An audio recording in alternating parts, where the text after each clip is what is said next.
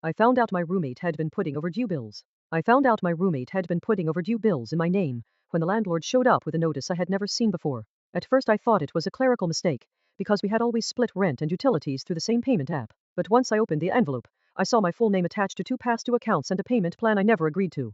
When I confronted her, she acted offended and said I must have forgotten signing the forms after one of our late night conversations. That made me even more suspicious, because I never sign anything without taking a picture of it first. I went through my email, my camera roll, and my text messages, and sure enough there was nothing from that utility company except a welcome notice sent to an address I shared with her. The next thing I checked was our old printer, because she used to print random stuff from my laptop when hers was dead. Buried in the print history were copies of the exact forms with a shaky version of my signature pasted into the corner. I sent everything to the company, and they froze the accounts while they investigated. Meanwhile, my roommate kept begging me not to make it a legal issue, because she was going through a hard time and thought she would fix it before I noticed. What really made me angry was learning she had already asked 2 other friends to let her use their names for bills before she moved in with me. Once the fraud report was filed, the company cleared my name and transferred the debt back to her. She moved out 3 days later, while I was at work, and left a note saying I had ruined her life over a misunderstanding. Maybe that would have worked on me a year earlier, but by then I had seen the documents, the fake signature, and the pattern. I changed every password that night,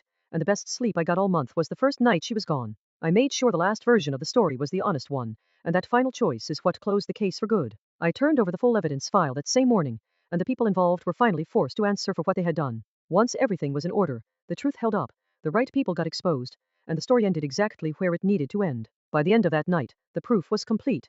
The lie was broken, and nobody could twist the story back into something false. I made sure the last version of the story was the honest one, and that final choice is what closed the case for good. I turned over the full evidence file that same morning, and the people involved were finally forced to answer for what they had done.